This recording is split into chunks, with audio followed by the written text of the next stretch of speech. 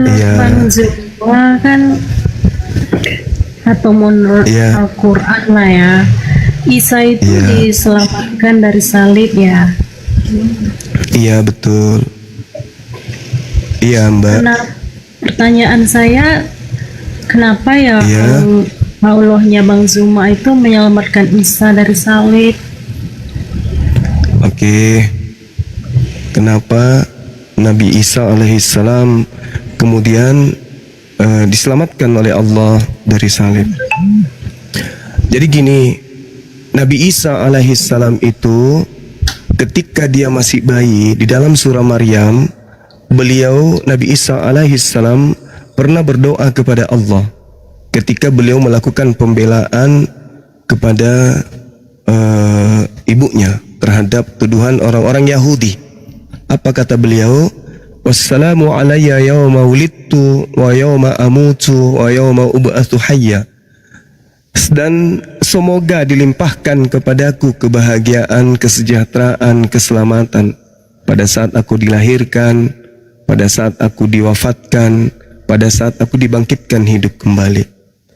Lalu di samping itu beliau juga pernah berdoa kepada Allah Subhanahu wa Ta'ala agar hidupnya diberkati dimanapun ia berada. Itu dijelaskan juga di dalam surah yang sama, yaitu surah Maryam, surah yang membela, kitab yang membela ibunya dan juga Nabi Isa dari tuduhan orang-orang Yahudi pada saat itu. Jadi Nabi Isa alaihissalam berdoa kepada Allah, lalu dia menyatakan, wa ja'alani mubarakan ainama kuntu, dan Allah menjadikan aku seorang yang diberkahi di mana saja aku berada. Nah, ketika kemudian Nabi Isa alaihissalam terancam ingin dibunuh, doa tadi itu dikabulkan, dia disejahterakan, dia didamaikan, dia kemudian diselamatkan oleh Allah karena dia diinginkan, karena beliau menginginkan keberkahan dimanapun dianya berada. Doanya dikabulkan oleh Allah. Maka Nabi Isa ketika malaikat datang kepada ibunya bahwa laki-laki ini adalah manusia suci, maka tidak mungkin manusia suci ini akan ternoda menjadi kutukan. Sedangkan Al-Quran mengatakan salib itu adalah kutuk, salib itu adalah hinaan. Nah, sedangkan Nabi Isa adalah manusia yang mulia, Nabi Isa adalah manusia yang suci. Sama seperti di dalam Kisah Para Rasul 4 nomor 30, Yesus itu adalah hamba Tuhan yang suci. Jadi itu alasannya kenapa diselamatkan oleh Allah. Yang pertama karena Allah sudah menyatakan, mengabulkan doanya untuk disejahterakan dimanapun dan diberkati dimanapun. Dan yang kedua, Allah Subhanahu wa Ta'ala bakal menjadikan Nabi Isa alaihissalam sebagai pertanda akan datangnya hari kiamat dengan cara Allah Subhanahu wa Ta'ala kemudian menurunkan dia kembali untuk yang kedua kalinya ke atas muka bumi ini. Al-Quran surah As-Sukhruf ayat 61 insyaallah kalau saya tidak salah, tolong diingatkan bahwa Allah merancang Nabi Isa alaihissalam datang untuk yang kedua kalinya sebagai pertanda hari kiamat, sama persis dengan tanda-tanda kiamat yang Yesus sampaikan kepada muridnya di Matius 24 nomor 27 sampai nomor 31 dan seterusnya. Jadi yang diuraikan oleh Al-Quran, tanda kedatangan Nabi Isa adalah tanda kiamat, begitu juga tanda yang diberikan oleh Yesus kedatangannya adalah tanda hari kiamat. Seperti itu saudariku yang baik, silakan. Ya, Sama-sama. ya, pertanyaannya kan segini. Iya. Alasan dia disalib itu memangnya apa? Apakah dia berbuat suatu kesalahan? Kan dia manusia yang suci. Apakah Iya. perkara perbuatan yang ia lakukan sehingga ia disalib? Adakah kisahnya yang jelas, cara runut atau kronologi di hadis atau Al-Quran? Iya. Iya. Jadi Al-Quranul Karim menceritakan bahwasanya orang-orang Israel dalam hal ini itu melakukan pembangkangan kepada Nabi Isa alaihissalam. Jadi Nabi Isa alaihissalam ketika datang di tengah-tengah mereka Bani Israel itu menolaknya. Mereka Bani Israel ini kufur terhadap Nabi Isa alaihissalam sampai kepada keinginan mereka untuk melakukan pembunuhan. Mereka ada perselisihan paham. Fakhtalafal ahzab min bainihim. Fawailul lilladzina kafaru min asyhadiyau azim. Jadi mereka berselisih dari golongan-golongan yang ada di antara mereka itu berselisih tentang Nabi Isa alaihissalam. Ada yang mengatakan ini adalah Mesias atau Al-Masih, ada yang mengatakan enggak, ini adalah orang kafir. Ini adalah anak orang zina. Itu. Jadi apa yang diucapkan oleh Nabi Isa itu mereka ragukan. Mereka ragu terhadap ucapan Nabi Isa alaihissalam. Tetapi di balik pengingkaran mereka kepada Nabi Isa mampu membuktikan kalau dirinya adalah Rasul. Dia adalah Nabi, dia adalah Al-Masih yang mereka tunggu. Dengan berbagai macam mukjizat, ya, tanda-tanda kekuatan yang dilakukan oleh Nabi Isa alaihissalam di tengah-tengah mereka. Mereka ingkar, mereka bermufakat untuk melakukan kemudian makar. Makanya Al-Quran mengatakan wa makaru wa makarallah wallahu khairul makirin. Mereka orang-orang ini ingin melakukan makar terhadap Allah dengan cara melakukan sesuatu yang tidak baik terhadap utusan Allah, yaitu Nabi Isa. Akan tetapi Allah menyelamatkan Nabi Isa dan Allah membalas tipu daya mereka. Itu yang terjadi. Dan lagi-lagi apa yang diuraikan Al-Quran ini dibenarkan oleh Bible. Kalau kita melihat di dalam Yohanes 11 nomor 45 sampai nomor 57, ternyata betul Yesus ini ingin disalib karena mereka iri, karena mereka cemburu terhadap kedahsyatan mukjizat dan tanda-tanda yang dimiliki oleh Yesus. Mereka kemudian membuat makar. Mereka bersepakat membunuh Yesus. Karena kalau tidak, maka orang Roma akan datang merampas tempat suci mereka. Mereka akan kehilangan bangsa karena dirampas oleh bangsa Roma. Maka mereka sepakat membuat kesaksian palsu, tipu muslihat. Mereka semuanya dengki, sehingga mereka sepakat untuk membunuh Yesus. Al-Quran menarasikan hal yang sama, Bible juga menarasikan hal yang sama. Jadi keingkaran, kemudian mereka membuat ucapan-ucapan tipu muslihat sama yang diterangkan Al-Quran. Wa qaulihim, kata Quran, wa qaulihim inna qatalnal masiha Isa bin Maryam Rasulullah. Mereka ini kemudian dengan ucapan mereka melakukan tipu muslihat. Mereka melakukan kesaksian-kesaksian palsu. Sampai Allah kemudian membackup nabinya yang suci, yaitu Nabi Isa alaihissalam. Sama seperti yang diterangkan khutbah Petrus di dalam Kisah Para Rasul 2 nomor 29, 30, 31, 32, 33, bahwa Yesus itu tidak tersentuh kematian, melainkan diangkat oleh tangan kanan Elohim, langsung terangkat ke langit.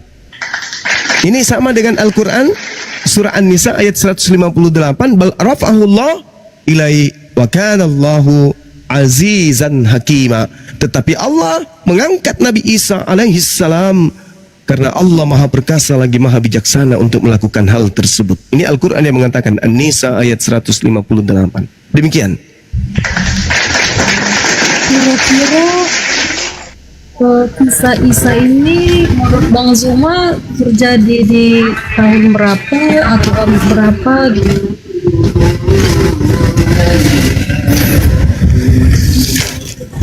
Oke, baik. Gini, saudariku, Al-Quran itu bukan catatan penulis sejarah. Nabi Muhammad itu bukan sejarawan. Berbeda dengan penulis Bible, mereka adalah penulis sejarah. Mereka bukan nabi, tapi mereka adalah pewarta atau penulis. Yang boleh dikatakan mereka adalah wartawan. Sedangkan kalau baginda Rasulullah Muhammad SAW ini itu adalah seorang wakil Tuhan yang tidak pernah melakukan penelitian terhadap kejadian yang pernah terjadi sebelum beliau. Allah hanya mengatakan kepada Nabi Muhammad sallallahu alaihi wasallam di dalam Al-Qur'anul Karim ketika kemudian Nabi Muhammad menerima wahyu. Apa kata Allah? Wazkur fil kitabi Maryam izin tabasat min ahliha makanan syarqiyan. Wahai Nabiku Muhammad, ceritakanlah kisah tentang hambaku bernama Maryam melalui kitab suci Al-Quran, yaitu ketika hambaku ini mengasingkan diri dari keluarganya ke suatu tempat di sebelah timur Baitul Maqdis.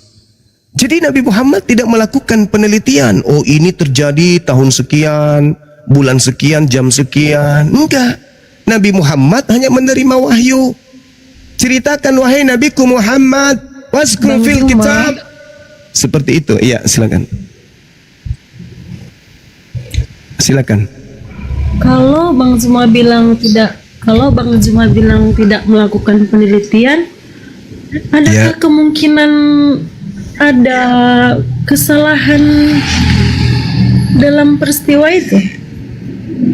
Kalau yang menceritakan itu adalah pencipta langit dan bumi yang maha melihat dan maha menyaksikan, maka bagi saya bersaksi demi Allah, demi yang menciptakan saya, itu tidak ada sedikit pun kesalahan di dalamnya. Kenapa? Karena bukan manusia yang menceritakan, tetapi itu adalah cerita dari Roh Kudus yang diterima dari Allah yang maha mengasihan. Sedangkan kalau berita-berita dari Lukas, Markus, Matius, orang-orang ini kita tidak kenal siapa mereka, siapa bapaknya, siapa emaknya, orang dari mana. Bahkan orang Kristen pun tidak tahu siapa orang-orang ini. Hanya sebatas muridnya Paulus, hanya sebatas itu adalah muridnya Yesus, tapi nggak diketahui dia siapa. Kalau Nabi Muhammad silsilahnya jelas, keluarganya jelas, masyarakatnya jelas, rakyatnya tahu siapa dirinya, dan kemudian wahyu yang datang kepadanya itu bukan karangan. Tapi kalau yang dari Bible itu tulisan-tulisan yang dihasilkan dari hasil penyelidikan dan saduran-saduran dari kitab-kitab sebelumnya. Seperti itu. Ya, kalau kita tarik mundur, apakah ketika Nabi Muhammad itu bertemu malaikat di Gua Hira, siapa yang mengkonfirmasi itu adalah malaikat? Atau adakah ayatnya bahwasanya Allah sendiri yang menunjukkan diri kepada Nabi Muhammad? Kenapa harus melalui malaikat? Iya, baik. Jadi terkait yang datang kepada Nabi Muhammad sallallahu alaihi wasallam, itu bukan sekali beliau datang, tetapi selama 22 tahun lebih Nabi Muhammad kemudian berinteraksi dengan Roh Kudus ini, yaitu malaikat Jibril. 22 tahun. Lalu siapa yang menjadi saksi? Seluruh manusia yang hidup zaman itu dan seluruh manusia zaman sekarang sampai kiamat. Mereka semua menjadi saksi kebenaran bahwa yang datang kepada Nabi Muhammad itu adalah roh kebenaran atau Roh Kudus. Itu yang pertama. Yang kedua, Al-Quran menarasikan dalam surah An-Nisa ayat 166. Bismillahirrahmanirrahim. Lakinillah yashhadu bima anzala ilaika anzalahu biilmi wal malaikatu yashhadun wa kafa billahi syahida. Allah menjadi saksi atas pewahyuan Al-Quran yang diturunkan kepada Nabi Muhammad. Allah yang menurunkan Al-Quran dengan ilmunya, dan para malaikat pun menyaksikan hal tersebut, dan cukuplah Allah yang menjadi saksi. Jadi sebuah kebenaran itu tidak perlu dibutuhkan saksi. Yang namanya kebenaran tetap aja kebenaran. Meskipun diserongkan ke kiri, tetap aja kebenaran itu mutlak, absolut, tidak berubah menjadi kesalahan. Tidak ada saksi tapi benar, tetap benar. Banyak saksi tapi tidak benar, ya tetap salah meskipun dibenarkan. Contoh misalnya, Al-Quran itu adalah berita dari langit, Bible itu berita dari bumi. Kenapa dikatakan berita dari langit? Karena tidak ada yang menjadi penulis pada saat kejadian. Tidak ada yang menjadi koresponden pada saat kejadian. Tidak ada yang menjadi saksi pada saat kejadian. Tidak ada daftar pustaka, tidak ada museum, tidak ada kemudian perpustakaan yang dijadikan sebagai referensi untuk mencari kisi-kisi cerita. Sumber satu-satunya hanya dari langit. Nah, Bible sumber satu-satunya dari bumi, yaitu orang-orang. Orang ke orang, ke orang, ke orang, ke orang. Dari manusia ke manusia, manusia ke manusia, manusia ke manusia.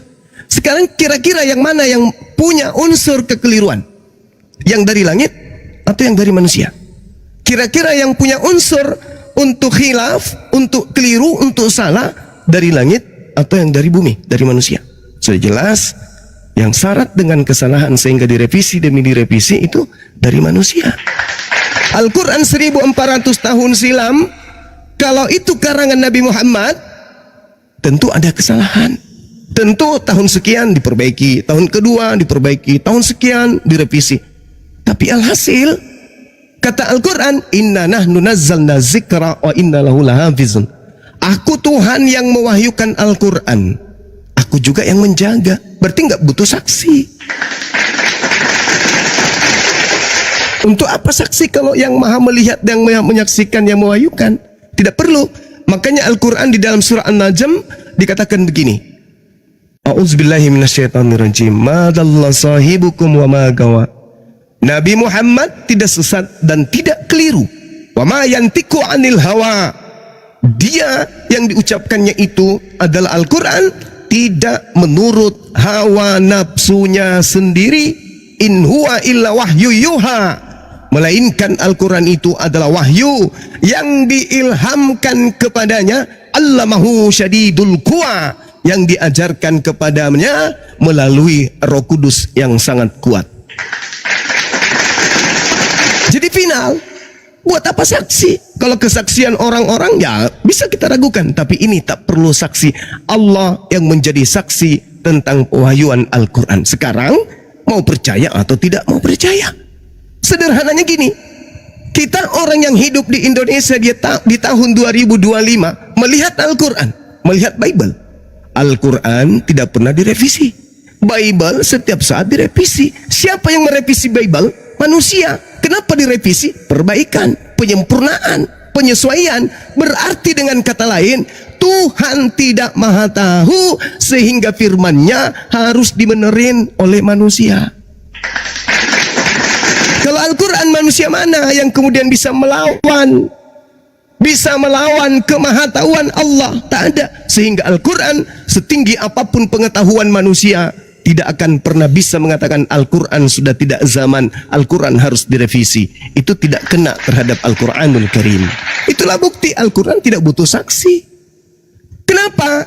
Al-Quran misalnya memiliki ilmu pengetahuan 100%. Di tahun 1400 dari jarak dia diwahyukan Al-Quranul Karim ini sampai hari ini terbedah dan terpecahkan, teranulir oleh ilmu pengetahuan baru 10%. Berarti masih ada 90% kandungan kebenaran Al-Quran yang belum kemudian diselaraskan oleh ilmu pengetahuan manusia, disebabkan karena kelemahan, lemotnya, lalotnya akal manusia untuk kemudian mengejar isi Al-Quran itu yang begitu indah di dalamnya. Artinya bahwa masih butuh ribuan tahun ilmu pengetahuan untuk kemudian mengurai dan mengulas sisi Al-Quran. Dengan kata lain, pengetahuan lebih dulu tertulis di Al-Quran 1400 tahun, dan masih ada miliaran tahun ke depan untuk ilmu manusia menyamai Al-Quran. Dengan kata lain, pengetahuan manusia secanggih apapun hari ini masih tertinggal miliaran tahun ke belakang dibandingkan kemajuan Al-Quran yang ada saat ini. Sedangkan Bible, kemajuan ilmu pengetahuan manusia justru menghanyutkan Bible jauh hanyut ke belakang, sehingga Bible tidak layak lagi untuk disandingkan dengan ilmu pengetahuan, melainkan butuh revisi dan koreksi lebih lanjut. Seperti itu. Bukankah Allah Bang Juma itu membenarkan Taurat, Zabur, dan Injil? Kenapa Iya, betul. justru bertentangan dengan Al-Quran? Ya, baik. Tidak ada yang bertentangan dengan Al-Quran. Surah Al-Ma'idah, Allah Subhanahu wa ta'ala menjelaskan kepada kami, kepada Nabi Muhammad awalnya. Hei Nabiku Muhammad, ya Rabb, ya Tuhanku, dengarkan wahai Nabiku, aku ingin mengatakan sesuatu kepadamu. Apa itu ya Rabb? Walakad akhazallahu mithaqa bani Israel. Sebelum ente wahai Nabiku, sebelum anda wahai Nabiku Muhammad, aku telah memanggil dan memilih dan melakukan perjanjian kepada Bani Israel, dan aku telah mengangkat 12 di antara mereka untuk menjadi pemimpin, dan aku Tuhan berfirman kepadanya, inni ma'akum, aku bersama dengan kalian.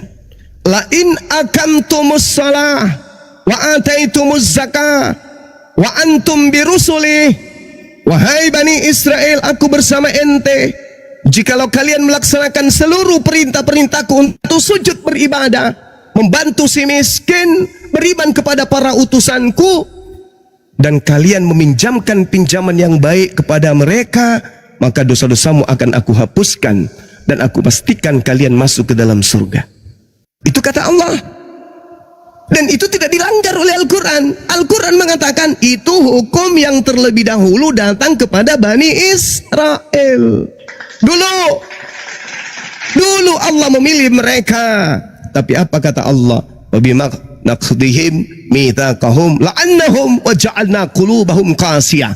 Tetapi mereka angkuh, mereka sombong, mereka tegar tengkuk. Aku utus Nabi Isa, mereka tolak. Aku utus Nabi Musa, mereka tolak. Zakaria, mereka tolak. Yahya, mereka tolak. Mereka angkuh. Maka apa kata Allah? Wahai Nabiku Muhammad, mereka senantiasa melanggar janjinya. Nabiku kuutus ditolaknya.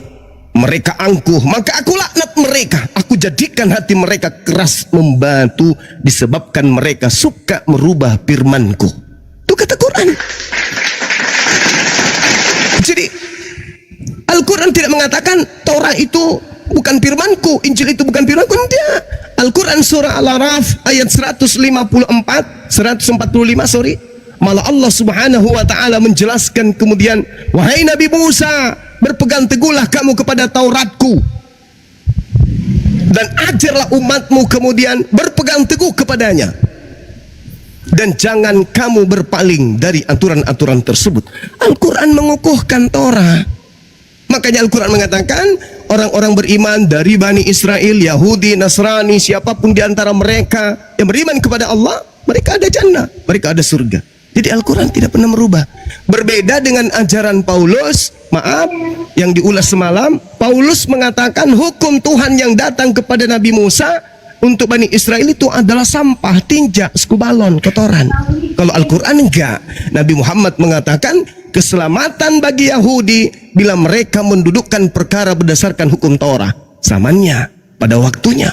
Tapi setelah Al-Quran datang, Allah Subhanahu wa ta'ala menyeru kepada Bani Israel, ya ahlal kitab qad ja'akum rasuluna yubayyinu lakum katsira ala fitrah, dan seterusnya. Wahai Bani Israel, telah datang kepada kalian, ya ahlal kitab qad ja'akum rasuluna yubayyinu lakum katsiran mimma kuntum tukhfuna minal kitab wa ya'funa an katsir. Itu kata Allah. Wahai Bani Israel yang dulu ku kasih Torah, yang dulu ku kasih Injil, yang kalian ingkar kepada kitab-kitabku tersebut, sekarang sudah zamannya aku mengutus Nabiku Muhammad dengan membawa Islam, membawa Al-Quranul Karim. Kalau engkau kalian, kata Allah, yahdi bihi minallah, yahdi bihillah manittaba ridwanahu subul salam. Maaf, dengan Al-Quran itu kata Allah, aku akan memberi petunjuk kepada kalian kepada jalan yang aku ridai, yaitu jalan keselamatan. Dan dengan Al-Quran itu aku keluarkan kalian dari gelap gulita. Itu kata Allah. Seperti itu saudariku. Jadi silakan. Kalau boleh tahu Bang Juma, apa isi Taurat menurut kalian Muslim? Ya, kalau di dalam Al-Quranul Karim, bagian daripada yang diajarkan oleh Allah kepada Nabi Musa Salah satunya itu adalah perintah sujud ibadah. Tadi ayat yang saya bacakan itu dalam surah Al-Maidah, Allah mengatakan, jika kamu melaksanakan ibadah sholat, menunaikan zakat, ini ada nih. Jadi sholat, di mana-mana orang Yahudi ketika mereka ibadah, mereka kemudian sholat, tefilah, kemudian mereka ada perpuluhan zakat, membersihkan harta mereka dengan perpuluhan mereka. Itu ada Al-Quran katakan itu.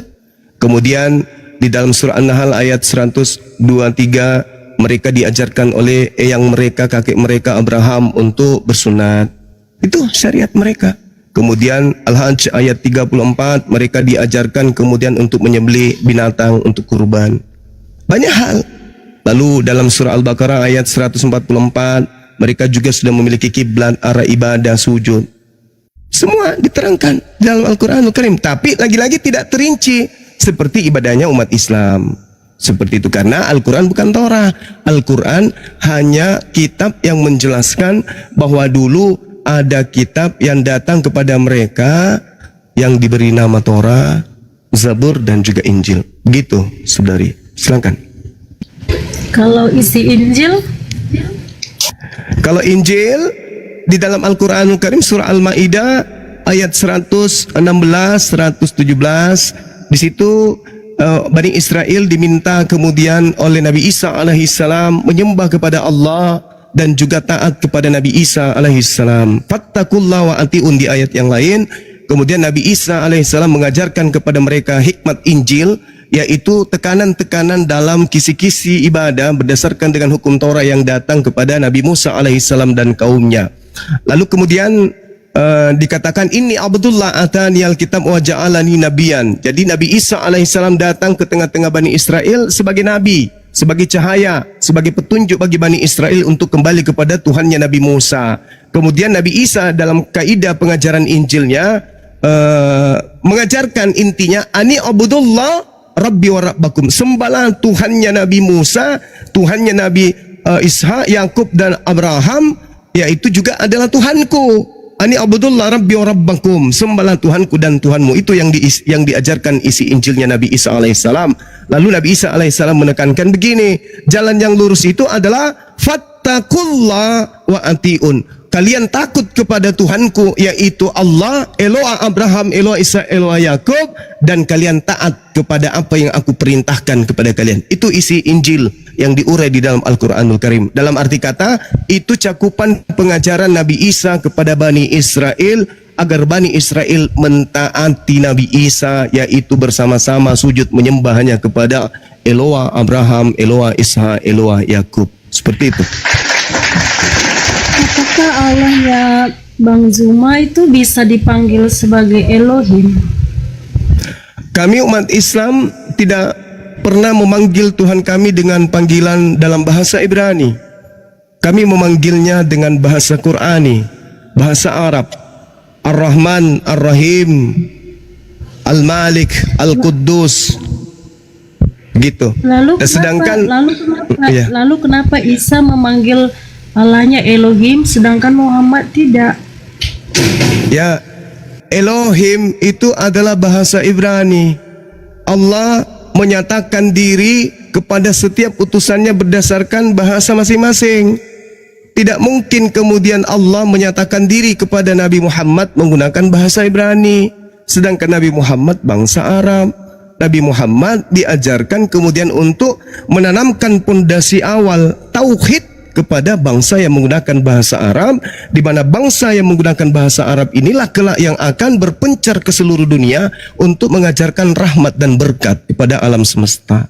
Jadi Nabi Muhammad didatangkan oleh Allah pewahyuan berupa bahasa yang digunakan oleh Nabi Muhammad. Begitu juga Nabi Isa menggunakan bahasa yang digunakan Nabi Isa. Seperti itu, saudari. Silakan. Kenapa harus ke bangsa Arab atau melalui bahasa Arab? Ya, bagus. Kenapa harus menggunakan bahasa Arab? Karena bahasa Arab itu mencakup seluruh bahasa yang ada di atas muka bumi ini. Hampir seluruh bahasa yang ada di atas muka bumi ini itu memiliki cakupan yang kuat dari saduran bahasa Arab.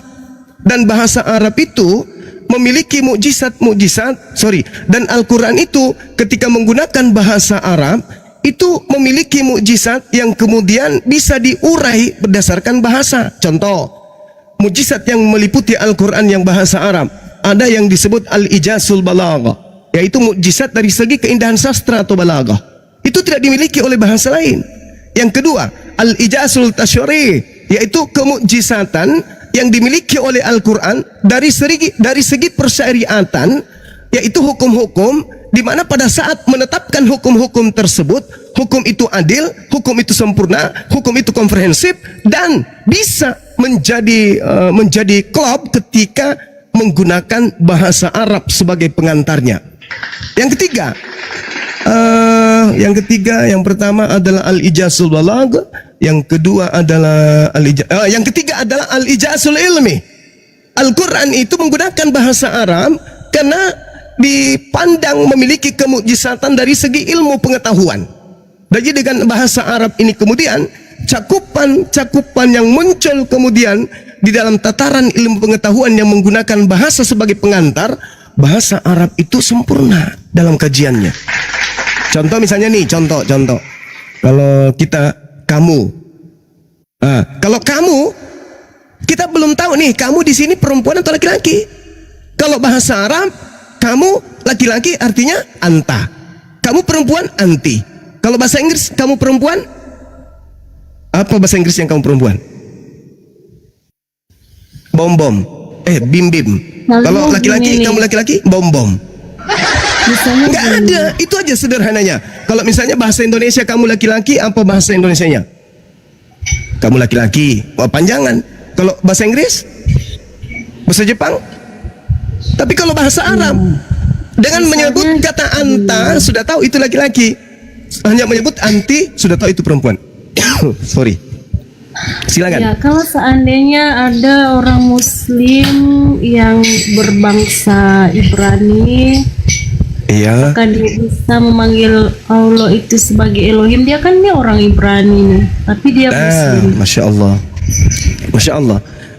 Jadi ketika kemudian mereka dalam kehidupan sehari-hari sebagai makhluk sosial, boleh ya Rabb. Sama orang Kristen selalu manggil ya Rabb, ya Allah, boleh kalau dalam tataran kehidupan sebagai makhluk sosial. Tapi dalam hal ibadah, mereka wajib menyebut nama Tuhan dengan sebutan yang sesuai dengan kitab sucinya. Wajib itu, karena sembahnya adalah Allah, kemanapun pergi tetap Allah.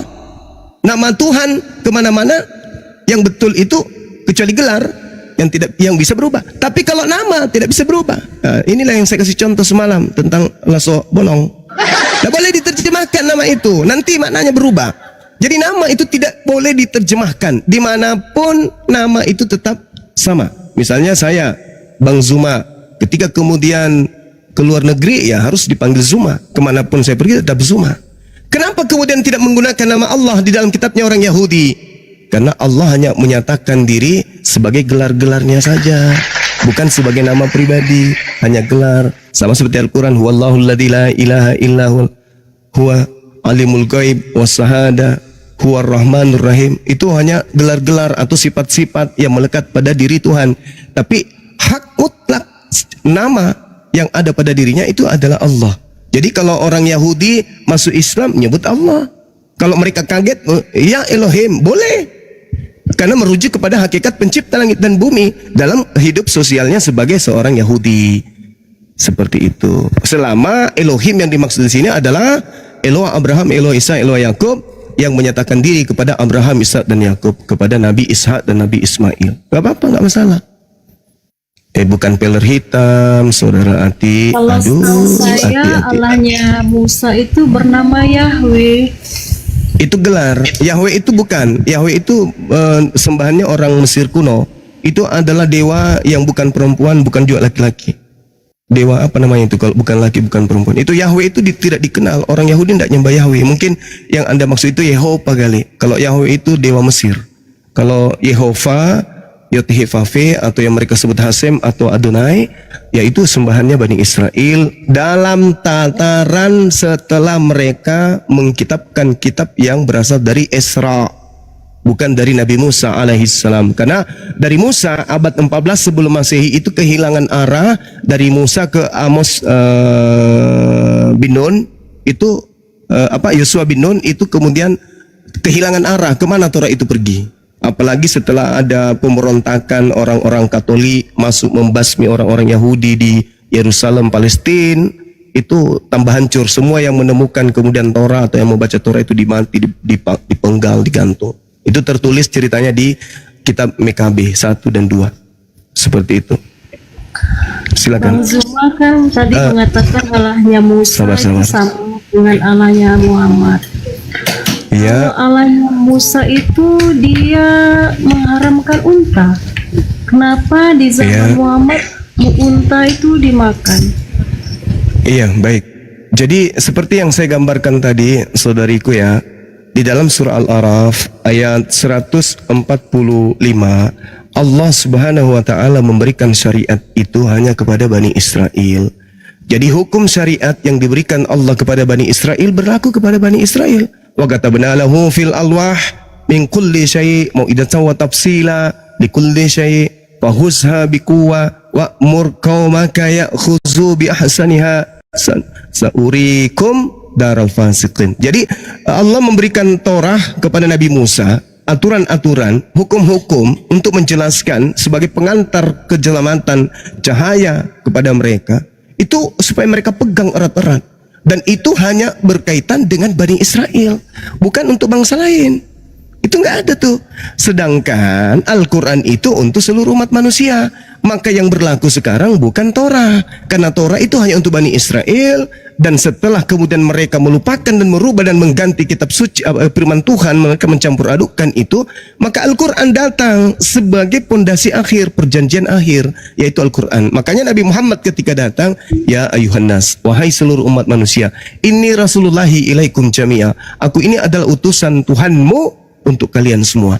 Sedangkan Nabi Musa, ya Bani Israel. Nabi Isa, ya Bani Israel. Hanya untuk Bani Israel. Yesus hanya untuk Bani Israel. Matius 19 nomor 24. Bukan untuk semua bangsa. Makanya kalau kita cari di dalam kitabnya Kristen, saudara kita, tidak ada itu Yesus mengaku, aku diutus kepada seluruh manusia. Itu nggak ada. Mau sampai dibolak-balik, kecuali nanti ke depannya direvisi, ya wallahu alam bisawab. Tapi kalau hari ini, saya sebagai aktivis perbandingan agama, tidak pernah menemukan dalil di Bible bahwa Yesus mengaku diutus kepada seluruh manusia. Nggak ada. Nabi Muhammad aja yang mengaku itu. Ini Rasulullahi ilaikum jami'a. Saya kira begitu. Sementara saudariku Adinda yang ada di bawah, tolong naik. Saya mau ibadah sejenak.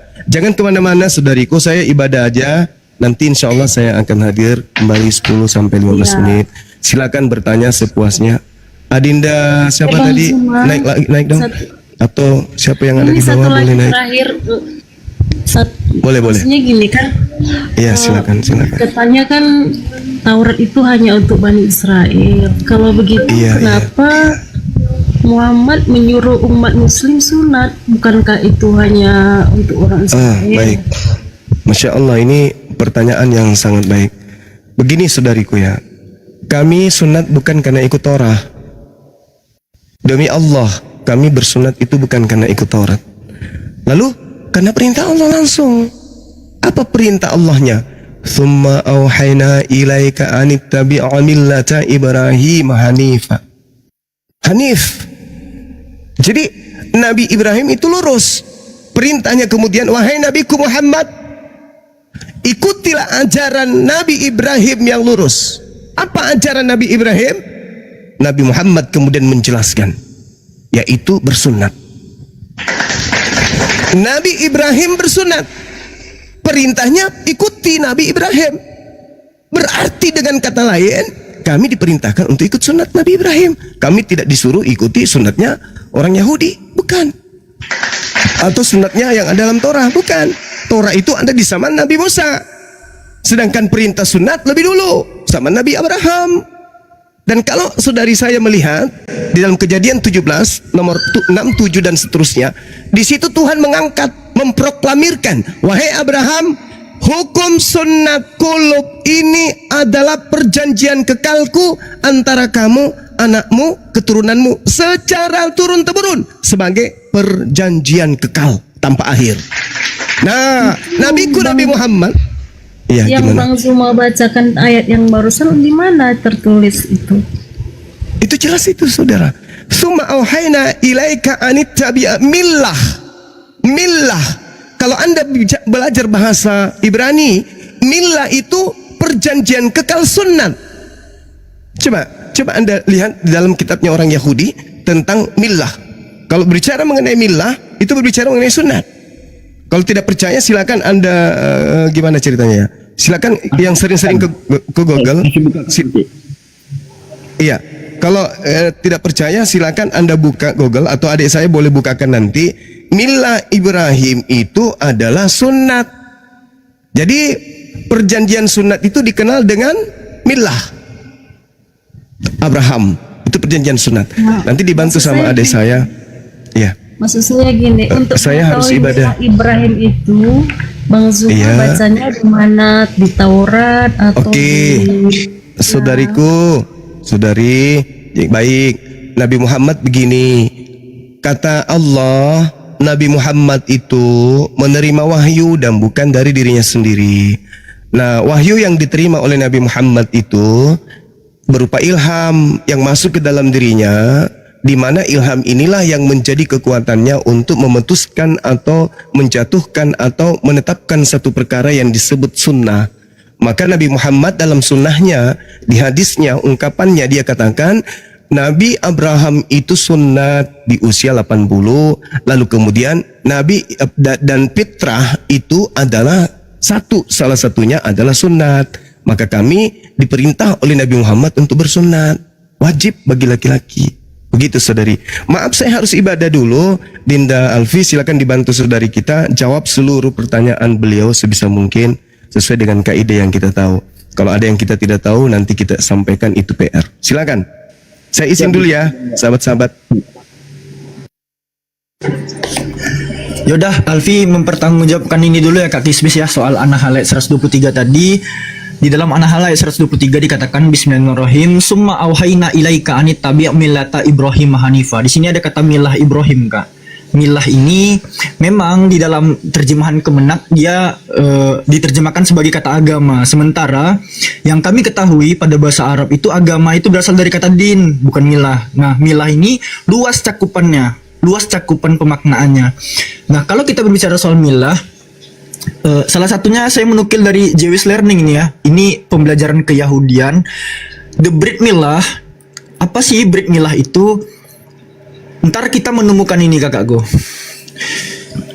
Is the Jewish ceremony in which a baby boy is circumcised. Jadi Brit Milah itu adalah ritual Yahudi dalam menyunatkan baby boy, anak laki-laki.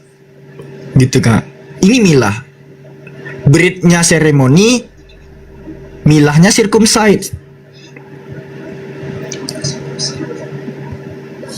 Jelas Kak Kismis?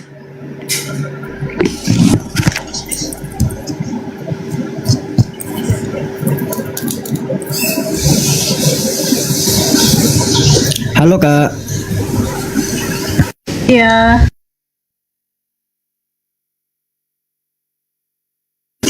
Oke, pertanyaan berikutnya. Pertanyaan berikutnya balik ke Isa tadi ya. Isa ini kan menurut Muslim apakah sama dengan Yesus yang di Bible? Secara linguistik bahasa itu sama. Isa alaihissalam, Iso Mesiha dalam bahasa Aramaik, Yesua Hamasyah dalam bahasa Ibrani. Dalam tiga bahasa Semitik yang serumpun ini secara linguistik atau padanan kata itu sama.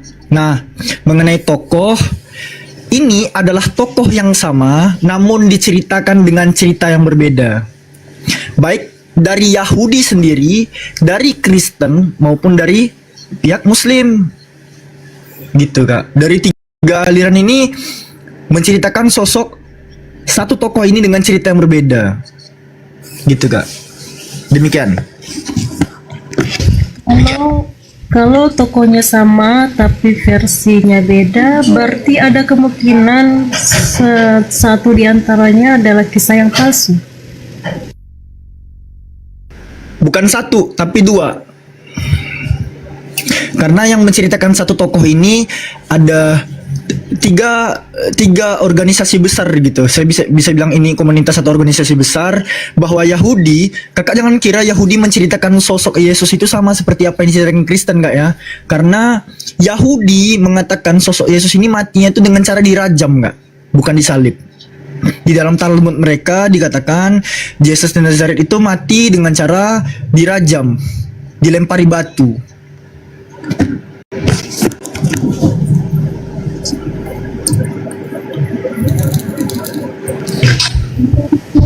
Iya, kalau di Alkitab atau Bible kan kisah Yesus ini memang disalibkan. Kalau Yahudi katanya dirajam. Berarti Yahudi walaupun tidak ada penyaliban menurut Yahudi, tapi dirajam berarti ada kematian. Nah, itu Jadi, terjadi kalau di perbedaan. Al-Quran tidak ada kematian. Nah, itu Ada dua makanya yang sama. gini, Kak, kalau kita bicara soal Yahudi ini misalnya, ya, Al-Quran kan menarasikan wama qataluhu wama salabuhu. Mereka tidak membunuhnya, tidak pula menyalibkannya. Walakin subihalahum. Melainkan yang mereka bunuh adalah orang yang diserupakan dengannya.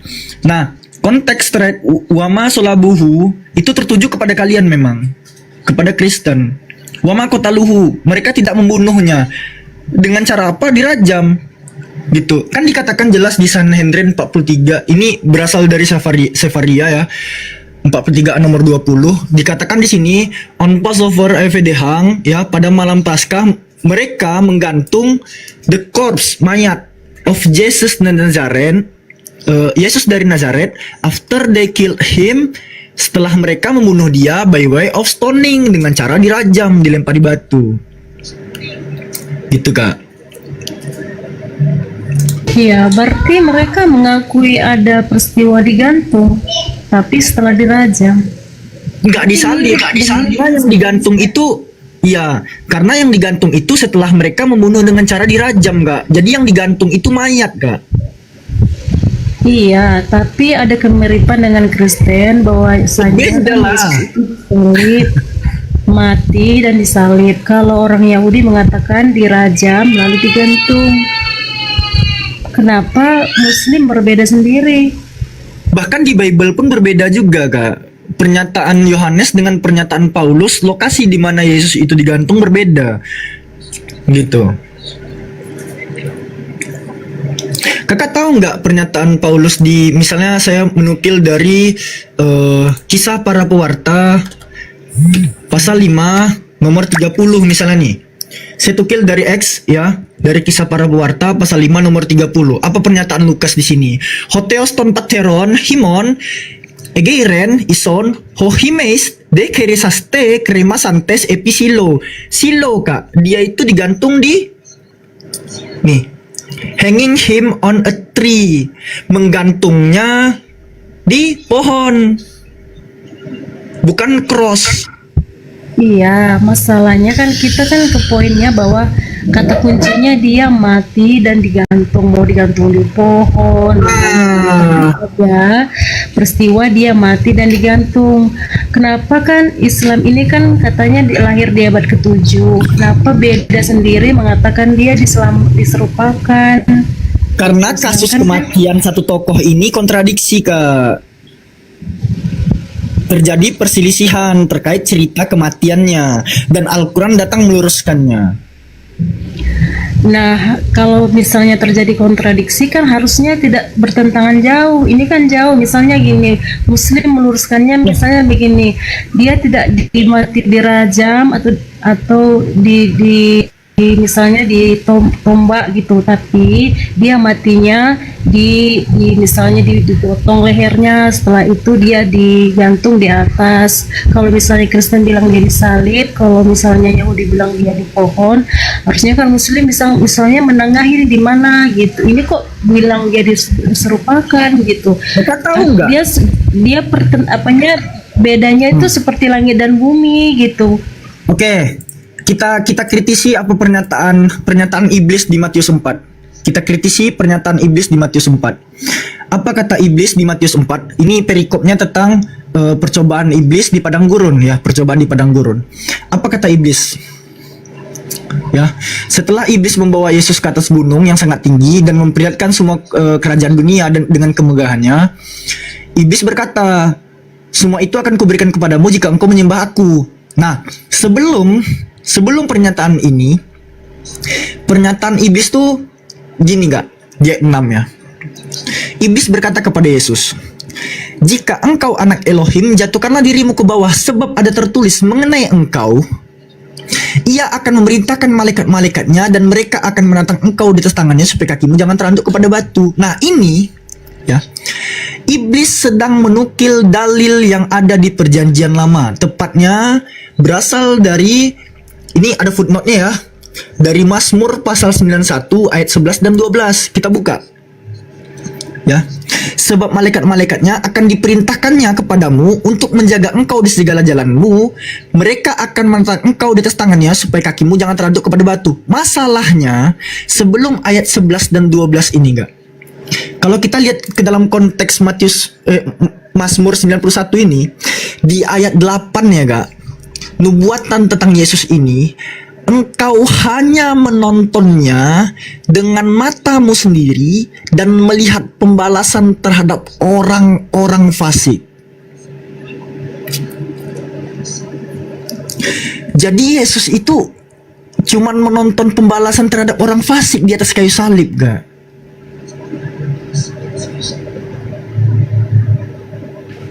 Kalau di Lukas bagaimana? Itu kan lagi pula itu kan Zabur Mazmurnya Nabi Daud. Kenapa abang mengutip Mazmur Nabi Daud dan menyalahkan Nabi abang sendiri? Oke, kita ke Lukas. Nggak apa-apa, saya ikuti. Kalau kakak berbicara soal Lukas, kita pergi ke Lukas pasal 23, nomor yang ke-33. Kakak harus tahu nih kak. Kakak harus tahu ya. Lukas 23 butir 33. Ketika mereka sampai di tempat yang bernama Tengkorak, mereka menyalibkan Yesua di situ dan juga kedua orang penjahat itu, yang seorang di sebelah kanannya dan yang lain di sebelah kirinya.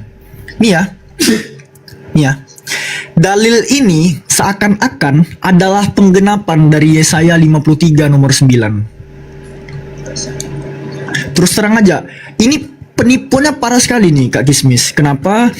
Seakan-akan ya, kematian Yesua itu dikatakan dia itu mati di antara kedua orang penjahat, yang mana narasi ini nantinya diklaim sebagai penggenapan dari nubuatan di dalam kitab Yesaya. Kita buka ya, Yesaya 53. Ini bahaya sekali nih. Yesaya 53 ayat 9. Nih ya. Yesaya 53 nomor 9, orang menempatkan kuburnya di antara orang-orang fasik dan matinya di antara penjahat-penjahat. Tahu nggak Kak? Sebenarnya ini tipuan terjemahan Kak Gismis. Diksi dan dalam matinya ia ada di antara penjahat-penjahat. Lalu ini diklaim nubuatan dan penggenapannya di Lukas 23 tadi. Sebenarnya ini tipuan terjemahan. Karena kenapa? Kalau saya buka tafsir dan catatan kakinya di dalam footnote Yerusalemnya ya, sebenarnya bukan penjahat-penjahat. Dalam naskah Ibrani itu tertulis orang-orang kaya gitu.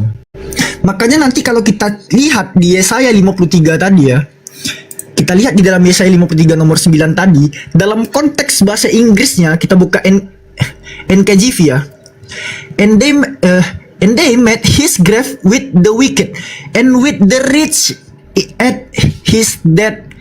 Dan bersama orang kaya dalam matinya, bukan bersama penjahat. Tapi tetap ada kata dia mati. Ini bukan soal tapi nggak tapinya Kak gitu. Kakak menyandarkan kebenaran dengan kitab yang terjemahannya diobrak-abrik gitu Kak. Enggak, maksud saya kan gini, abang tadi kan bilang ada dua kitab yang salah, yaitu Bible dan Talmudnya Yahudi gitu.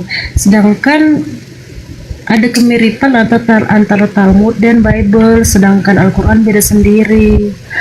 Apakah kalau misalnya kita misalnya kehidupan sosial kita kan, kalau ada kesaksian dua orang yang sama itu lebih dipercaya daripada satu orang yang berbeda tentang kesaksian apa aja gitu, misalnya tentang pencurian atau tentang kesaksian apa aja lah gitu. Nah, makanya kita balikkan ke kisah penyalipan. Kenapa kitab yang abad ke-7 ini kok beda sendiri? Lalu kan kalau di Bible ini kan kisahnya, kronologinya ada, orang-orang yang membunuhnya, saksi mata ada, di tahun berapa, di bawah pemerintahan siapa ada gitu. Kenapa yang kitab yang dibawa oleh Muhammad ini kok tiba-tiba kok berubah sendiri tapi nggak ada kronologinya gitu? Kalau memang dia betul diserupakan, harusnya kan di situ ada peristiwa-peristiwanya yang hampir mirip dengan Bible. Lalu tiba-tiba misalnya gini, ada seorang misalnya namanya si Udin gitu, si Udin lalu melihat bahwa Yesus itu diserupakan, lalu dia terbang gitu. Kenapa kok tiba-tiba nggak ada saksi, nggak ada kronologi, bahwa dia tiba-tiba diangkat gitu? Kakak ngomongin kesaksian dua orang itu lebih tervalidasi. Masalahnya gini kak, nggak ada validasi sama sekali dari keempat gospel kanonik yang kakak gaung-gaungkan dari tadi itu nggak ada. Kenapa? Ini alasannya kenapa saya masih menjadi seorang muslim kak, dan bangga sekali saya orang tua saya itu seorang muslim. Pertama, kakak harus tahu penulis gospel keempat-empatnya anonimus semua. Penulis yang nggak diketahui tapi tulisannya dipercaya. Coba, ini logika dasar dari mana nih gitu? Coba, ini gue bawa data dari Katolik misalnya nih ya, Katolik Identitas. Ini .bni.education ya, ini punya universitas gitu. Nah, apa diterangkan oleh mereka di sini? The authorship ini kita translatekan aja lah ya. Apa dikatakan di sini soal Markus ya? Pengarang Injil yang diberi nama Markus tidak diketahui. Markus 1 nih gak? Matius apalagi gak? Matius juga dikatakan demikian. Pengarang Injil yang diberi nama Matius juga tidak pasti. Lukas, apa dikatakannya? Keaslian Injil yang diberi nama Lukas juga tidak pasti, apalagi Yohanes kak. Yohanes yang kalian sering bawa pada mulanya firman itu, keaslian Injil yang diberi nama Yohanes masih menjadi misteri. Keempat penulisnya aja nggak diketahui kak. Keempat penulis gospel yang di kanon ini tidak diketahui siapa. Bagaimana dengan sejarawan-sejarawan yang bukan Kristen, misalnya Pliny the Younger, Josephus, Tacitus, yang tidak menyangkal adanya kematian dari seorang manusia suci yang lahir dari perawan suci? Mana data dari Flavius Josephus Tacitus itu, mana dia? Saya pengen lihat tuh. Yang sering digaung-gaungkan Elia Moran juga kan? Mana tuh tulisan mereka?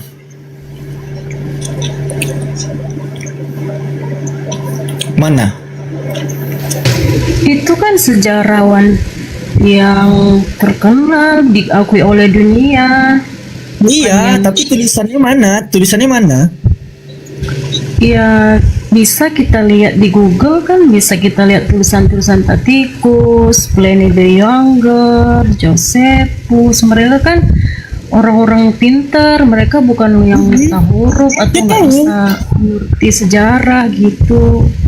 Kita tahu mereka orang-orang pintar. Nah, masalahnya yang diklaim sama teman-teman dari Kristen ini, mereka menceritakan soal Yesus itu tuh mana datanya gitu loh. Mana saya pengen tahu gitu. Abang kan bisa lihat tadi sumber-sumber Katolik itu kan dari Google. Ya, kalau misalnya kita mau lihat tentang buku-bukunya Tatikus ya kita cek juga di Google. Ya, kalau cuman ngomong gitu kak gini kak ya. Sebenarnya nggak serunya tuh gini kak. Harusnya siapa yang berdalil dia yang membuktikan, harusnya begitu ya, harusnya begitu. Nah, bernarasi itu pentingnya, makanya saya dari tadi open cam itu biar saya bisa mempertanggungjawabkan apa yang saya sampaikan. Dan bawa Josephus Flavius ini gimana ya kak, ini saya tunjukkan aja sama kakak nih ya. Kalau aku nggak boleh bawa Josephus Gak apa-apa. Flavius, abang nggak ngapain juga buka Talmud Ini. Yahudi. Kakak kan nggak bisa nunjukin, saya tunjukin. Ini kan tulisan Flavius Josephus yang kalimatnya itu seperti ini misalnya. Sekiranya waktu ini hiduplah Yesus orang bijak, jika memang seorang harus memanggilnya seorang pria atau rabi, sebab dialah yang melakukan perbuatan-perbuatan yang mengejutkan dan menjadi guru bagi orang-orang yang menerima kebenarannya dengan senang hati. Dia memenangkan banyak orang Yahudi dan banyak orang Yunani. Dia adalah Kristus, dan ketika atas tuduhan orang-orang utama di antara kita, Pilatus telah menghukumnya di kayu salib. Kan gitu ya, lebih kurang tulisan Flavius Josephus. Tapi tanggapannya apa kak? Tanggapan skolar kak? Para skolar atau para ahli memperdebatkan apakah bagian ini awalnya ditulis oleh Josephus atau ditambahkan oleh seorang Kristen di kemudian hari. Iya, itu kan tanggapan orang, siapa aja boleh ngomong. Tapi Loh, Josephus kan yang sejarawan. Makanya, Misalnya karena, gini, kak, abang misalnya gini, kita kan abang misalnya berbicara. nulis jurnal. Gini loh bang, abang misalnya nulis jurnal sesuatu tentang apa gitu, lalu ada orang yang menanggapi, ya nggak masalah toh. Tapi kebenarannya bahwasanya abang meneliti sesuatu yang benar, demikian juga Josephus. Kalau misalnya ada yang menanggapi bahwa itu tidak benar, ya itu ya Gini, tidak Kak. menjadi rujukan bahwa Josephus salah. Kalian bisa saja mengklaim ini memang tulisan Josephus Flavius kak, tapi skolar itu adalah makhluk paling netral di atas muka bumi. Apalagi jika mereka itu ateis tuh kak. Nah, skolar ya, para ahli itu memang mengkritisi kak tulisannya. Karena kenapa? Penceritaan tentang Kristus itu hanya satu kalimat doang di dalam berjilid-jilid buku yang telah dituliskan. Itu pertama. Makanya diperdebatkan apakah itu memang tulisan Josephus asli atau tambahan yang ditambahkan oleh seorang Kristen di kemudian hari untuk memvalidasi kepercayaan mereka, kepercayaan Kristen. Ini menjadi lebih terkenal pada abad pertengahan sebagai bukti kisah karena menunjukkan tujuan sudut pandang orang luar. Bagian ini bermasalah karena ini adalah satu-satunya referensi tentang Yesus dalam tulisan Josephus. Yang ganjil adalah, ini saya lanjut baca nih. Yang ganjil adalah kenyataan bahwa jika Josephus percaya pada Yesus adalah Kristus, seharusnya ada lebih banyak rincian dan referensi tentang misi para rasul di seluruh kekaisaran. Namun setelah bagian ini, ia melanjutkan dengan menggambarkan lebih banyak pelanggaran dan konflik di bawah pemerintahan Romawi. Beberapa sarjana modern berusaha untuk memulihkan yang asli dengan menghilangkan referensi kristologi, mengubahnya menjadi hanya satu laporan lagi dari pesaing mesianis. Kakakku, tulisan siapa? Nah, biar tahu, ini sumber yang saya baca berasal dari Rebecca de Nova, seorang ahli yang berasal dari Portugis Prancis. Ya udah, sekarang coba tunjukkan satu ahli sejarawan yang dekat dengan peristiwa penyaliban yang membenarkan bahwa Isa itu diserupakan. Ngapain? Apa tujuannya sejarawan ngomong kayak gitu? Ya, untuk mendukung Al-Quran. Mendukung Al-Quran? Iya, tadi kan abang Kak, maksudnya gini Al-Quran loh, juga tidak pernah membantah. sejarawan yang mendukung bahwasanya Yesus itu memang tidak disalibkan, tapi sejarawan yang terkenal lah ya, bukan yang abal-abal atau yang belakangan ini baru muncul gitu. Kak, narasi Al-Quran itu tidak membantah adanya kasus penyaliban. Kasus penyaliban ada, tokoh yang disalib itu baru dikritisi. Apa dikatakan Al-Quran? Kan jelas, wa qaulihim inna qatalnal masiha Isa bin Maryam Rasulullah, ya. Dan terkutuklah karena ucapan mereka itu, sesungguhnya kami telah membunuh putra Maryam. Apa lanjutan dari Quran? Wama qataluhu, mereka tidak membunuhnya. Wama solabuhu, mereka tidak Maksud menyalibkannya. saya sejarawan yang mendukung Al-Quran. Ngapain? Al-Quran nggak perlu didukung, nggak ngapain. Alhamdulillah. Karena kan peristiwa itu Wassalam. gini loh bang, peristiwa itu kan peristiwa yang spektakuler. Masa kan nggak ada yang mendukung bahwasanya Isa tidak disalibkan gitu. Nih, penutup nih ya sebelum dilanjutkan Bang Zuma. Kakakku, yang pertama, karena kakak membawakan kisah Flavius Josephus tadi dan saya telah membantahnya dengan pernyataan skolar, maka antitesis yang kakak keluarkan itu nggak ada kak untuk membantah pernyataan saya bahwa para ahli itu memperdebatkan bagian ini awalnya ditulis oleh Josephus atau ditambahkan oleh seorang Kristen di kemudian hari. Ini nggak bisa kakak bantah. Lalu yang kedua kak, kalau kakak mempertanyakan sejarawan mana yang mengatakan oh ada peristiwa yang menyatakan bahwa Nabi Isa itu diserupakan, nggak perlu kak. Gak perlu. Kenapa? Karena gini kakakku ya, penyaliban itu tetap ada. Umat muslim itu nggak membantah hal tersebut gitu. Penyaliban itu tetap ada, tapi Allah menggantikan utusannya dengan seorang yang fasik, seorang pendosa gitu, seorang yang terkutuk di atas kayu salib. Galatia 3:13. Gitu loh kakakku. Nah, sama halnya seperti ini. Kalau kakak berbicara soal itu kan peristiwa besar. Sama halnya seperti ini kak. Waktu Yesus itu disalib, banyak orang-orang kudus bangkit dari kubur. Tidak satu pun sejarawan abad pertama menceritakan hal ini gitu. Padahal itu peristiwa besar loh. Banyak mumi bangkit dari kubur, tapi nggak ada satupun sejarawan yang menceritakan. Ya, demikian. Silakan Mas Zuma. Baik. Syukran Adinda. Jadi gini Seri Kismis. Jadi gini, apa yang diceritakan oleh buku yang konon ceritanya sejarawan itu tidak dibantah oleh Al-Quran, dan sejarawan pun tidak membantah Al-Quran terkait penyaliban. Al-Quran hanya menganulir Nabi Isa alaihi salam, mensucikan Nabi Isa. Penyaliban itu ada, sejarawan mengatakan penyaliban ada, yang disalib namanya Yesus. Al-Quran tidak mengatakan penyaliban itu tidak ada. Al-Quran mengatakan penyaliban itu ada, pembunuhan itu ada. Sejarawan mengatakan hal yang sama kan? Gak ada yang keliru di situ. Hanya saja Al-Quran mengatakan yang disalib bukan manusia suci. Yang disalib, yang mati itu adalah manusia yang dikutuk, manusia yang dihinakan oleh pencipta langit dan bumi. Nah, ini yang harus dibantah oleh Kristen. Ini yang harus dibantah oleh saudara-saudara kami Kristen, yang dibantah Bible. Maka muncul pertanyaan, apa salib ini menurut kaidah Torah? Apa salib ini menurut kaidah Tuhan? Apa salib ini menurut orang Yahudi? Menurut Tuhan, salib ini adalah hukuman bagi orang yang melakukan dosa besar.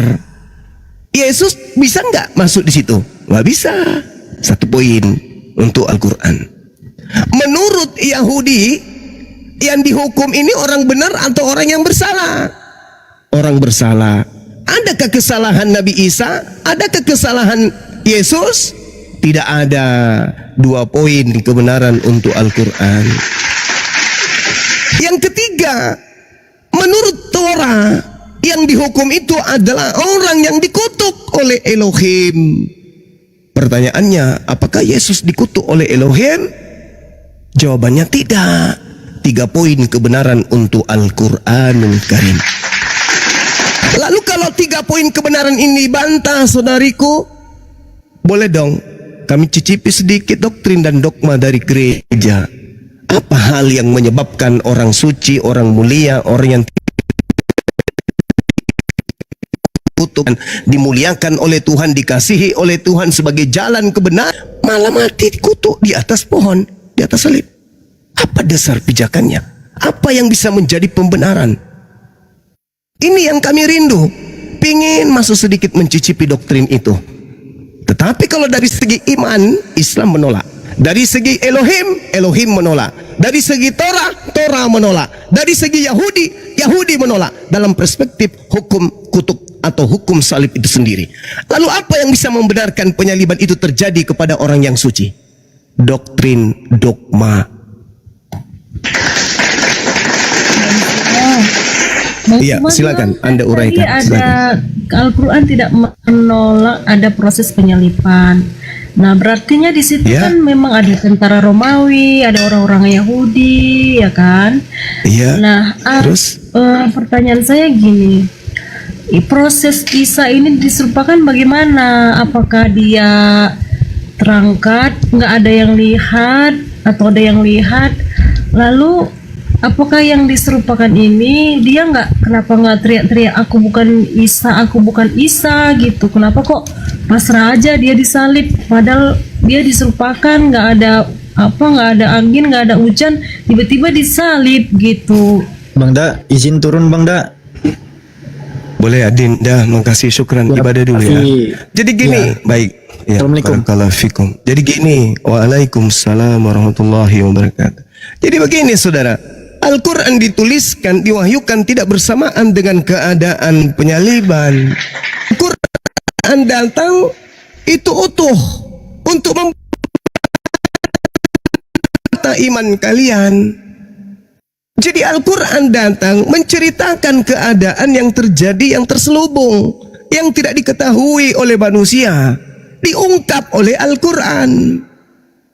Nabi Isa alaihissalam datang kepada Bani Israel, Innallaha rabbi wa rabbukum fa'budu hadza siratum mustaqim. Sesungguhnya Allah adalah Tuhanku dan Tuhanmu, karena itu sembahlah Allah, inilah jalan yang lurus. Falamma ahassa Isa minhumul kufra qala man ansari ila Allah, qala al-hawariyun nahnu ansarullah. Di antara mereka ketika orang-orang Yahudi melakukan pembangkangan, keingkaran kepada Nabi Isa alaihissalam, kemudian Nabi Isa bertanya kepada mereka, siapa di antara kalian akan menjadi pengikutku? Para pengikutnya pun mengatakan, nahnu ansarullah, kami akan menjadi pengikutmu. Maka saksikanlah wahai Nabi Isa, washhad bi anna muslimun, kami ini semua adalah muslim, berserah diri kepada perintah Tuhanmu. Nah, Nabi Isa alaihissalam ketika mengajarkan kemudian ajarannya kepada Bani Israel itu membuat tipu daya. Mereka kemudian membuat tipu muslihat. Mereka melakukan makar. Wallahu khairul makirin. Maka makar mereka itu baru dijawab setelah Nabi Muhammad datang. Artinya bahwa akibat daripada upaya pembunuhan yang ingin dilakukan oleh orang Yahudi menghasilkan sebuah karya yang sangat luar biasa dari pencipta langit dan bumi, yaitu menyelamatkan nabinya. Dan karena mereka adalah orang-orang yang ingkar terhadap kalimat-kalimat Allah, mereka dikutuk, mereka dihinakan. Anda tidak percaya Al-Quran, maka tolong percaya kepada khutbah Petrus. Saya bacakan kepada saudari saya, apa khutbah Petrus? Khutbah Petrus di Kisah Para Rasul 2 nomor 29 sampai nomor 40. Apa kata khutbah Petrus? Petrus ketika berkhutbah, wahai saudara-saudara, kita adalah keturunan, ini simpulnya ya, ini simpulnya, saya tidak baca mendetail, nanti saudari saya yang baca. Saudara, ini keturunan Nabi Daud. Dia adalah, keturunan Daud, dia adalah seorang nabi, kuburan dia masih ada di tengah-tengah kita. Dia yang telah bernubuat bahwa seorang Mesias akan dibangkitkan. Mesias ini tidak tersentuh oleh kematian. Mesias ini jasadnya tidak mengalami kematian. Mesias ini dia tidak ditinggal di alam kubur. Berarti bukan yang disalib dong. Ada Mesias yang tidak disentuh kematian. Ada Mesias yang jasadnya tidak binasa. Itu ayatnya Kisah gimana para- tadi yang abang baca? Kisah Para Rasul 30, 31, 33. Kalau mau bercerita tentang ulasan Petrus tentang nubuah, baca sebelumnya 28, 29. Jadi ini adalah nubuatan kakek kita Daud, kata Petrus. Nabi yang kuburannya masih ada di tengah kita, yang berkata Mesias akan dibangkitkan di tengah-tengah Bani Israel. Jasadnya tidak mengalami kematian, jasadnya tidak ditinggal di alam kubur. Nomor tiga-tiganya, akan tetapi tangan kanan Bapa Elohim akan mengantarkannya, mengangkatnya ke langit. Ini berarti bukan yang disalib. Kenapa? Karena ini yang Mesias ini jasadnya tidak disentuh kematian, tidak mengalami kebinasaan, dan tidak ditinggal di alam kubur. Berarti bukan yang disalib. Makanya di data nomor 36-nya Petrusnya mengatakan apa? Oleh karena itu seluruh Israel harus tahu bahwa Yesus yang kau bunuh itu, yang kau salib itu, telah dijadikan menjadi Tuhan dan Kristus untuk kalian. Tuh, jelas itu. Berarti ada dua sosok. Yang pertama yang tidak mengalami kematian, jasadnya tidak binasa. Yang kedua yang mengalami binasa, yang ada di kubur. Berarti penyaliban itu ada. Ada yang diselamatkan, ada yang disalibkan. Itu khotbah Petrus yang menarasikan itu, saudariku.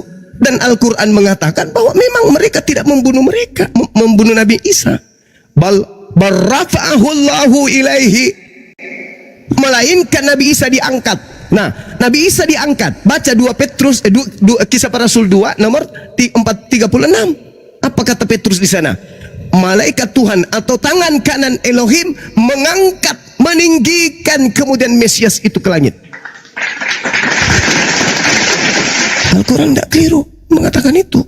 Penyaliban ada, jadi Al-Quran tidak membantah sejarawan. Penyaliban itu ada. Konon ceritanya Yesus, Al-Quran mengatakan diserupakan, berarti disamakan dengan Isa. Berarti ada Isa palsu, ada Yesus palsu. Ya Allah ya Karim, begitu indahnya Al-Quran ini. Coba Anda lihat kemudian nasihat Yesusnya. Apa kata Yesus? Mesias palsu artinya apa? Yesus palsu. Akan datang memakai namaku, artinya apa? Yesus yang bukan Yesus mengaku Yesus dan berkata akulah dia, artinya Yesus yang palsu mengatakan akulah Yesus. Berarti yang disalibkan adalah Mesias palsu. Dalil Al-Quran tidak pernah kemudian. Kenapa Ya, silakan.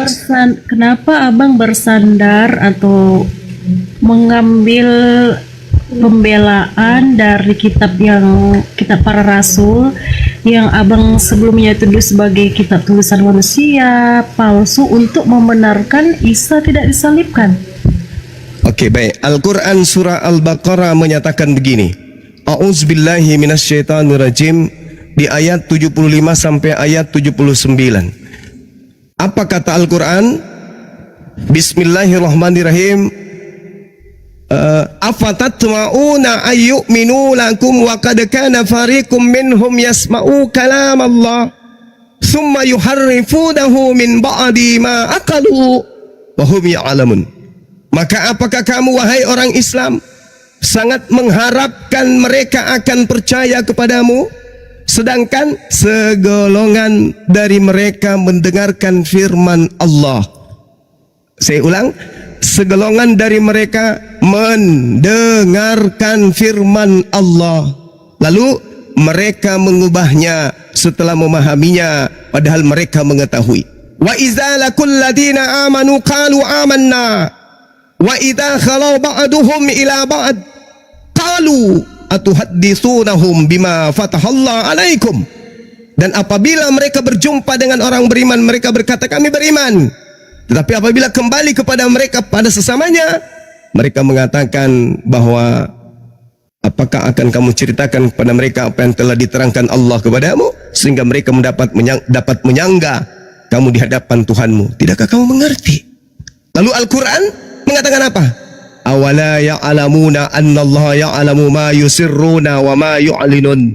Tidakkah mereka tahu bahwa Allah mengetahui apa yang mereka sembunyikan, apa yang mereka tampakkan, apa yang mereka perlihatkan, apa yang mereka sembunyikan? Allah tahu. Wa minhum ummiyuna la ya'lamuna al-kitaba illa amaniya wa inhum illa yazunnun. Dan di antara mereka ada yang buta huruf, tidak memahami kitab kecuali hanya berangan-angan dan mereka hanya menduga-duga. Saya menduga. Kalau menduga berarti ada unsur kebenaran meskipun tidak mutlak benar. Berarti ada unsur kebaikan meskipun tidak mutlak baik. Fawailul ladzina yaktubuna al-kitaba bi aydihim tsumma yaquluna hadza min indillah. Maka celakalah mereka yang menulis sebuah buku dengan tangan mereka sendiri dan berkata ini dari Allah, padahal itu bukan dari Allah, hanya untuk menjualnya dengan harga yang dengan nilai yang murah. Jadi Al-Quran mengajarkan kami bahwa ada sekelompok orang yang menyembunyikan, mencampur adukan. Ya ahlal kitab, lima talbisunal haqqa bil batil wa taktumul haqqa wa antum ta'lamun. Mereka menyembunyikan, mereka mencampur adukan antara kebenaran berita yang benar dengan berita yang bohong. Jadi kalau hari ini Anda mengatakan, kenapa Anda menggunakan untuk membenarkan? Tidak sama sekali. Al-Quran sudah final. Nabi Isa alaihi salam itu diangkat, ayatnya Al-Quran surah An-Nisa ayat 158,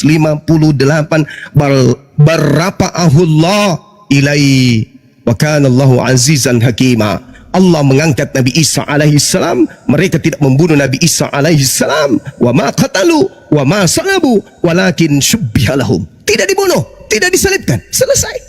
Apa masih butuh kitab lain? Enggak. Kami tidak beriman kepada kitab-kitab saudara. Kami hanya menyampaikan data itu bahwa apa yang diterangkan Al-Quran itu juga ada keterangannya di dalam kitab saudara. Sekarang masalahnya di Anda. Percayakah Anda kepada kitab saudara atau justru tidak? Seperti itu adanya, saudariku. Silakan.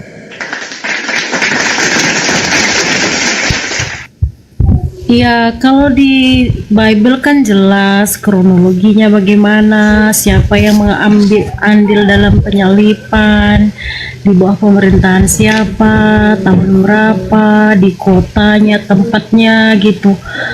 Masa kan gini loh, kenapa kok tiba-tiba berubah di kitab Al-Quran yang baru datang di abad ke-7?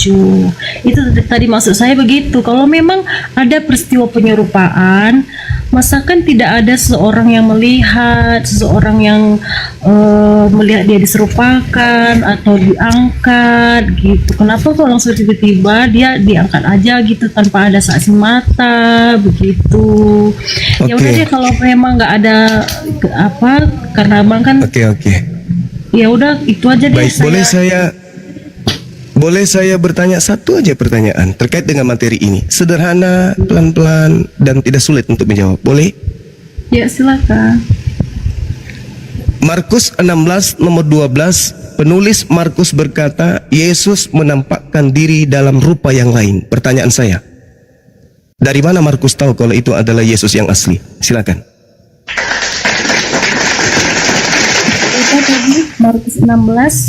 Markus 16 nomor 12.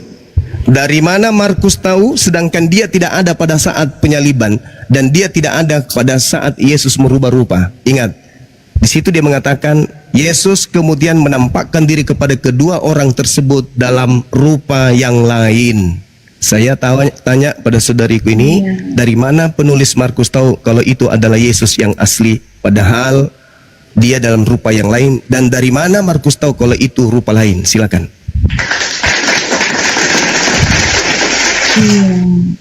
Karena ada saksi matanya di situ, ada dua orang yang saksi mata di situ kepada dua orang yang Yesus menunjukkan diri kepadanya. Artinya ada dua orang pribadi yang melihat Yesus itu menampakkan diri dari kesaksian mereka. Yang saya tanya saudariku, dari mana Markus tahu kalau yang menampakkan diri itu adalah Yesus yang asli dalam rupa yang lain? dari kesaksian orang tersebut yang kepadanya Yesus menampakkan Di, diri. di mana dua orang itu bersaksi kepada Markus? Ya, kan makanya Dan ada siapa dua orang ini? penelitian, ada, ya makanya itulah perlunya ada penelitian. Iya iya. Nah, Kalau ada cuma kesaksian. bernarasi seperti itu, api neraka itu panas dan non-stop dia kekal api neraka itu. Kalau cuma bernarasi seperti itu, ya apa gunanya? Karena ada dua orang saksi di situ. Nah, iya. Sekarang mana? Mana coba?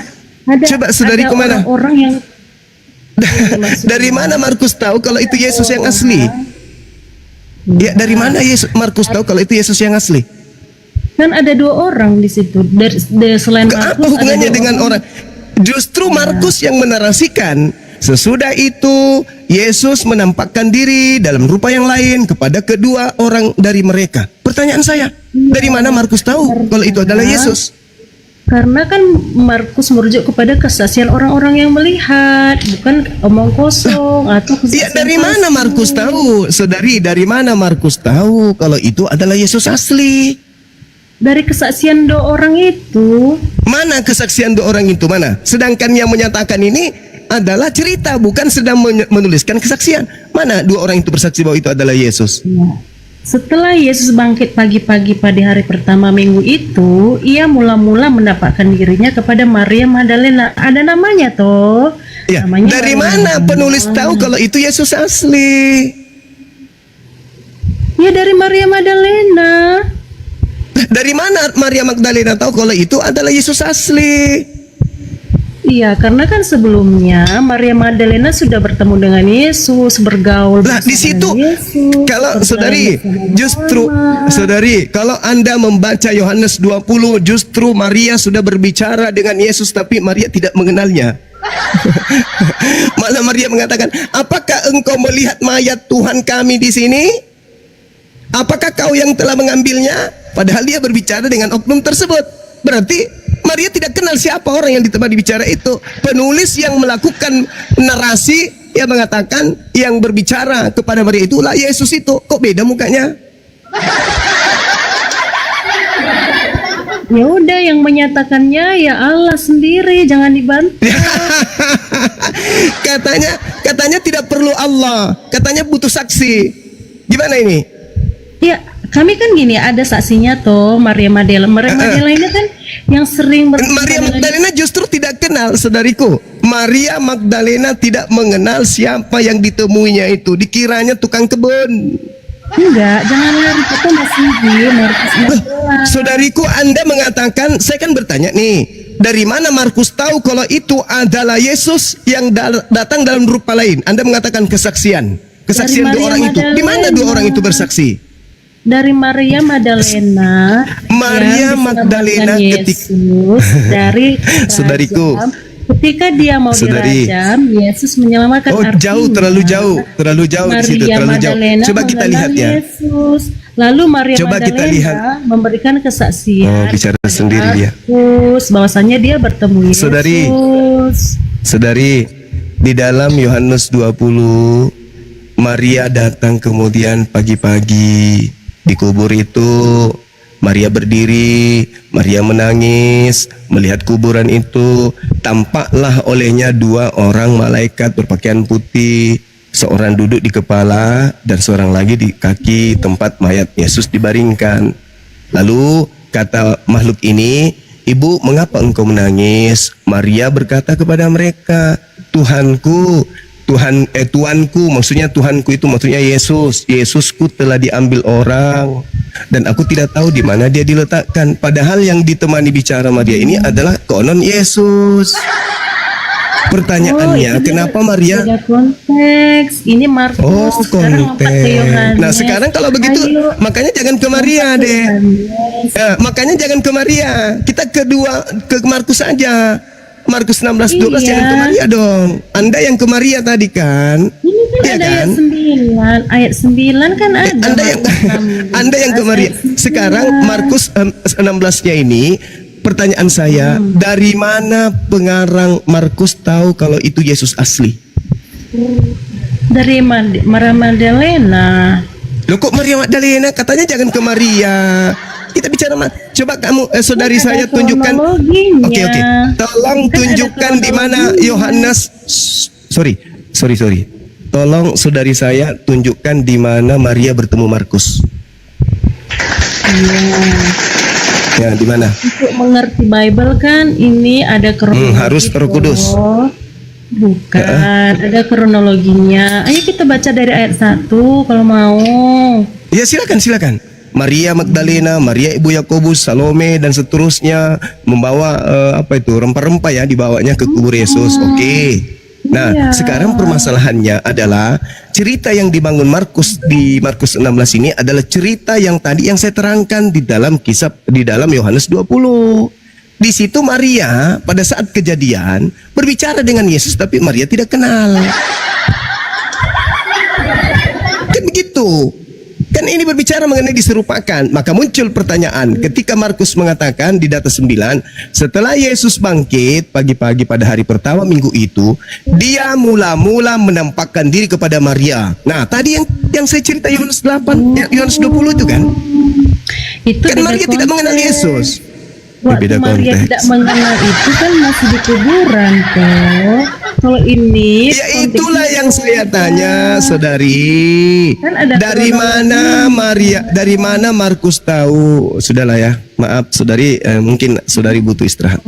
Anda susah untuk membohongi kami di sini. Susah. Enggak, Kami umat Islam ada itu berakal sehat. kebenarannya. Maaf, Anda istirahat aja. Anda sudah saya jawab semua pertanyaan dan saya puaskan Anda dengan jawaban-jawaban. Saya tidak butuh orang yang memperbodoh diri sendiri, menipu diri sendiri. Silakan ke gereja, kipas-kipas pendeta supaya pendeta Anda semakin sejahtera.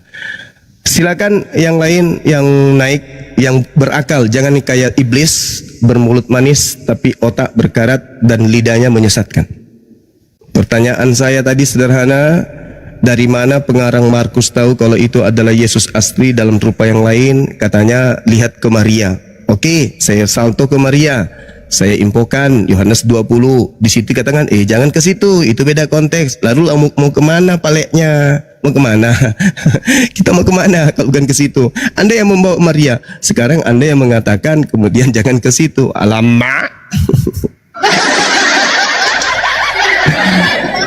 Maaf ya, saya bukannya tidak mengizinkan Anda untuk berlama-lama di sini. Kalau Anda jujur, lidah Anda tidak mengantar Anda ke neraka, ya silakan sampai 2 tahun pun di atas ini nggak apa-apa. Tapi dengan cara Anda menipu seperti iblis begitu itu nggak bagus.